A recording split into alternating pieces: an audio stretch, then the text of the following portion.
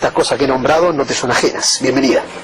Muchas gracias por la invitación y realmente por tomar la figura de Rodney Arizmendi, que es muy multifacética, pero bueno, poder acercarla después de tantos años con distintas voces y, como tú decías muy bien, cuando propios y ajenos en general coinciden en la estatura que tenía del punto de vista teórico y práctico.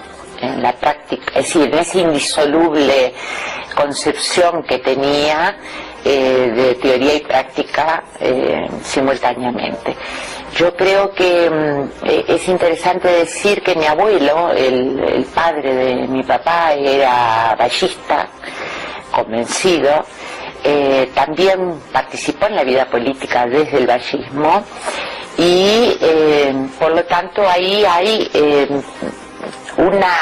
también hay una influencia en sus últimos años, sin dar el brazo a torcer, sin embargo se había acercado mucho, sobre todo para mi abuelo la Revolución Cubana fue un momento muy, muy importante, pero donde había esa matriz ballista de Valle de Ordóñez naturalmente, con toda una concepción que primero hace Arizmendi concebir ideas libertarias vinculadas, digamos, al anarquismo en su estado más puro, su participación en el movimiento estudiantil y luego viniendo a Montevideo a estudiar Derecho, cosa que abandona en la vida política. Él decía siempre, y yo nunca le creí, pero creo que él sí se lo creía, él decía: cuando yo abandone la vida política, me retire, me voy a dedicar a la literatura. Y esto es muy importante y está vinculado con una anécdota que está documentada, porque él le hace, siendo muy jovencito, hace una crítica a Sombras sobre la Tierra de Paco Spínola, y yo recuerdo muy intensamente el día que Paco Spínola, el escritor fabuloso, el padre de amigos y amigas, ingresa al partido porque fue sumamente emotivo, y entonces Paco recuerda esa crítica, recuerda cómo Arizmendi termina la crítica, y entonces realmente, y ahí dice: bueno, acá estoy, ¿no? Aquí vine vinculado a los personajes de Sombras sobre la Tierra. Bien, bien, Marina, ya vamos a estar hablando muchísimo justamente de la vida de Arizmendi. Adolfo Garcés, politólogo, también analista en gran parte de tu actividad, de lo que fue el Partido Comunista, lo que es hoy el Partido Comunista, y de Rodney Arizmendi. Bienvenido también. Bueno, muchas gracias por la invitación, un gusto además estar compartiendo esta mesa con Marina. ¿Cómo se analiza Rodney Arizmendi? Mirá, yo tengo dos miradas sobre Arizmendi. Tengo la mirada del ex militante, porque el único partido en el que yo milité fue el Partido Comunista. Yo milité desde el 83 hasta el 89 en la Juventud Comunista. Y entonces tengo el recuerdo de aquellos años, de la mirada que yo tenía sobre Arizmendi, sobre los textos de Arizmendi de aquellos años, y ahora tengo la mirada más del que se ha ido despojando de esos amores, y la mira con otra frialdad y con otra distancia a esa tradición y a esos personajes como Arizmendi, ¿no? Y diría, cuando cruzo las dos miradas, rescato un Arizmendi que, claro, escribía muy bien, ¿no? Vos decís el gusto por la literatura, escribía muy bien, argumentaba muy contundentemente, se manejaba con mucha solvencia. Vos hablabas de la teoría y del lugar que le ocupó en la teoría marxista-leninista. Claro. Él manejaba con mucha soltura, con mucha solvencia las categorías marxistas-leninistas. Se movía muy cómodo adentro de esa tradición. Y yo diría, ahora mirado a la distancia también, uno ve también quizás las limitaciones de las referencias teóricas que manejaba Rodney Arizmendi, porque sí, su mundo teórico era el mundo teórico del marxismo-leninismo, que ni siquiera era todo el marxismo de la época, ¿no? Era una parte del marxismo de la época. Los que lo han leído más saben que él, por ejemplo, leyó de un modo relativamente tardío a Gramsci, por ejemplo. En fin, como sea, un gran político, quizás un político todavía más importante que lo que pudo llegar a ser como teórico, un gran constructor del Partido Comunista, lo transformó al Partido Comunista, participante fundamental de los procesos de unidad del movimiento sindical y de la izquierda, ¿no? No se puede hacer la historia de la unidad del movimiento obrero en este país, en la unidad política de la izquierda, sin el Partido Comunista, ese Partido Comunista a nivel. En fin, un protagonista que dejó su huella, y la huella llega hasta el día de hoy. ¿Quién fue tu padre, si tendrías que definirlo, si tuvieras que definirlo?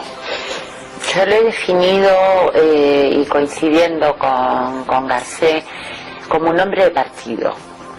Porque hoy también, porque los años no pasan solo para Fito, ¿no? Pasan para todos nosotros, y mirado en perspectiva con todas las cosas que han pasado, tú recordabas, él muere en el 89, o sea, pasaron muchas cosas en este país y en el mundo después de su desaparición física, y en realidad yo creo que fue un hombre de partido y esencialmente un bicho político. Un bicho político con un talento político enorme. Yo sé que esto que digo puede sonar un poco herético, de hecho lo es, y de hecho para muchos de mis compañeros y compañeras puede no compartirse, pero yo creo que efectivamente él enraizaba sus convicciones en la teoría, ¿no? Pero en realidad se movía con el talento político para ver cómo desde una base de principios esenciales y determinados, que no son tantos, podía realmente transformar a un partido que cuando él asume la conducción junto con otros compañeros, ¿no? Estamos hablando de él, pero es impensable hablar de Arizmendi sin los compañeros que lo rodeaban y compañeras. Pero lo que digo es que el entender y ser profundamente marxista desde mi punto de vista, que es interpretar la realidad tal como es sin agregarle nada y transformarla en función de su transformación. Si Arizmendi hubiera sido se mal usó mucho después de su muerte de una cosa que él habló de servilismo ideológico. Si él realmente hubiera tenido una concepción de servilismo ideológico, el partido no hubiera tenido la influencia tanto en el movimiento social y sindical como a nivel cultural, entendiendo la cultura en el sentido más amplio del término, como a nivel político. Porque si hubiéramos sido el partido pequeñito, encerrado, sectario, recitador de citas de Marx, de Lenin, ¿no? No hubiéramos comprendido la realidad uruguaya y no hubiéramos actuado diferente, yo no estoy calificando, diferente a otros partidos del continente en las mismas épocas.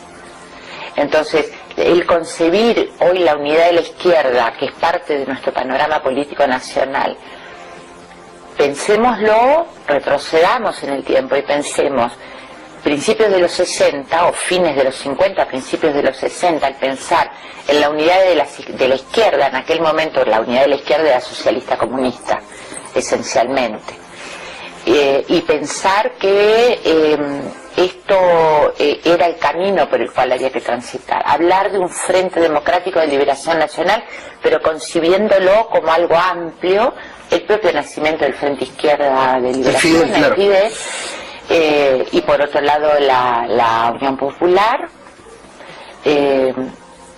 confluyendo más tarde en el 71 en el Frente Amplio. Eso no era de manual. Claro. No era de manual.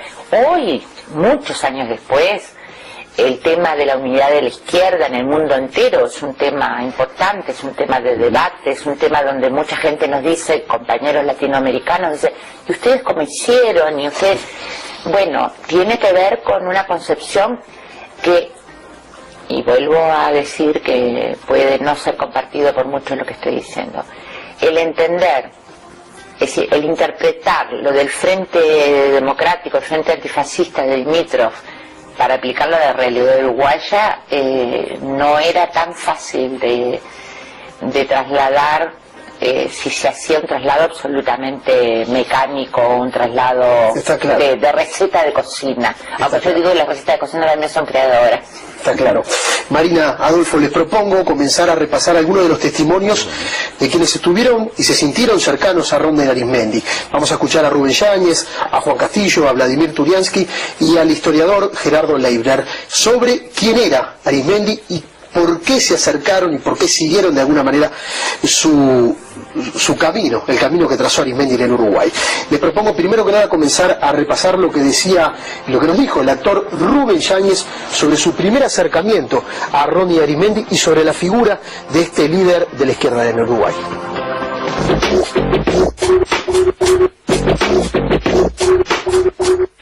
Reforma agraria e industrialización del país, unido al mejoramiento del salario del obrero de acuerdo al costo de la vida, ya que este se ve hoy retraciado por la desbocada esfera de los precios. Viví en el cerro una experiencia, a través de mi padre, que fue el levantamiento de una huelga frigorífica por parte del Partido Comunista,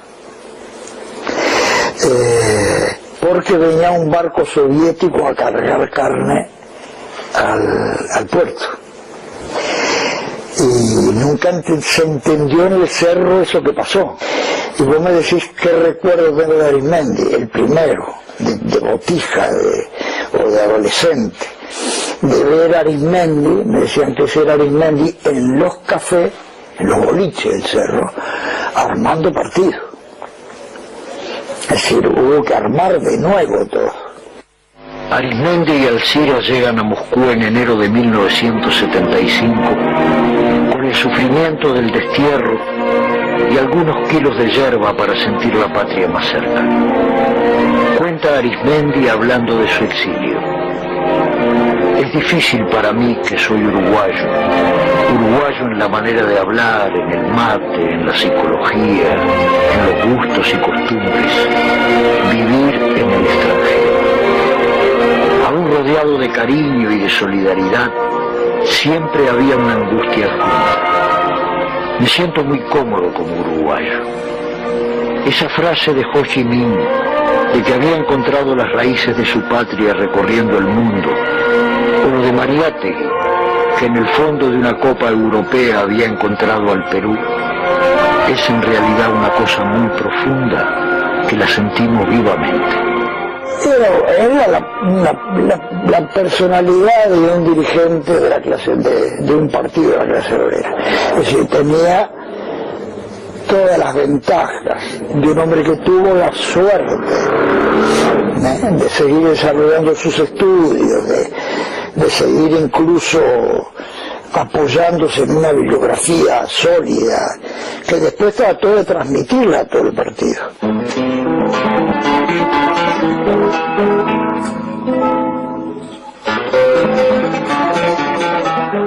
Pienso que era pesado agarrar preso a Arismendi. Era pesado para la propia dictadura, por lo que Arismendi significaba en la Europa, en América Latina, es decir, Arismendi ya era como con un coraje muy grande además. Yo siempre me acuerdo de una foto en que está Arismendi con Fidel y con una cantidad de varios, una mesa que está